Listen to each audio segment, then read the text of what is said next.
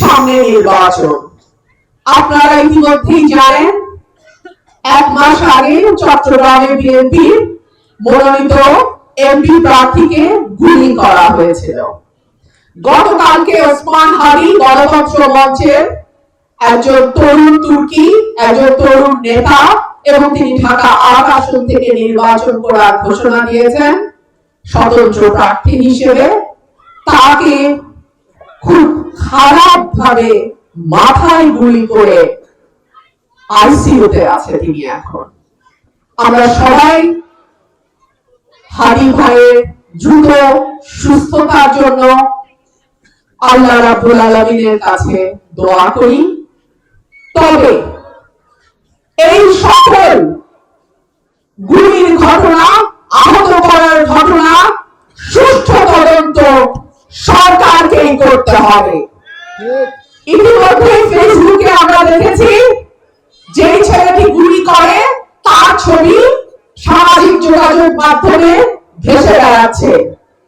আমরা বিশ্বাস করি সরকার যদি চায় এই ধরনের নৃশংস খুনি, মাস্তান, দুর্বৃত্তকে একদিন 24 ঘন্টার মধ্যেই ধরতে পারে। সুতরাং নির্বাচনকে সামনে রেখে যারা ঘোড়া পানিতে মাছ শিকার করতে চায়, যারা বাংলাদেশে একটা গণতান্ত্রিক উত্তরণের পথে বাধা সৃষ্টি করতে চায়, যারা বাংলাদেশে একটা রাজনৈতিক সরকার আসার পথে বাধা তৈরি করতে চায়, বাংলাদেশের মানুষ একত্রিতভাবে তার দাঁত ভাঙা জবাব দেবে বলে আমরা বিশ্বাস করি। সরকারকে বলবো, আইন শৃঙ্খলা রক্ষাকারী বাহিনী আছে, পুলিশ আছে, প্রশাসন আছে, সেনাবাহিনী মাঠে আছে।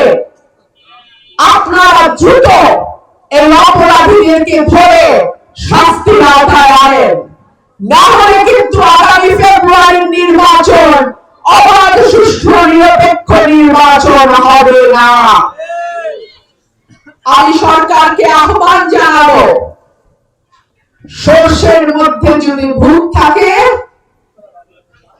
সরকারের মধ্যে যদি কোন অংশ থাকে যারা এই নির্বাচনকে বিলম্বিত করতে চায়, তাদের অবিলম্বে চিহ্নিত করুন।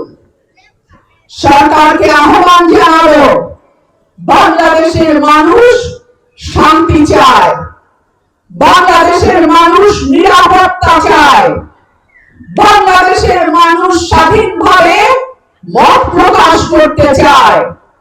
বাংলাদেশের মানুষকে খেপায়েন না। বাংলাদেশের মানুষ খেপলে কি হয় 24 সালের আগস্ট মাসে সেটা বোঝা গেছে। সুতরাং নির্বাচনটি যাতে সুষ্ঠু পরিবেশে, সুন্দর পরিবেশে, লেভেল প্লেইং ফিল্ডের পরিবেশে সকল দলমতের মানুষ নির্বিঘ্নে যাতে নির্বাচনে অংশ নেয়, সেই ব্যবস্থা করার দায়িত্ব সরকারের। এবং আমি সরকারের প্রতি আহ্বান জানাবো, নির্বাচনী পরিবেশ ঠিক করুন। আর একটা কোন গুলির ঘটনা যেন বাংলাদেশের নির্বাচনকে সামনে রেখে না ঘটে, সেটার ব্যবস্থা নিন।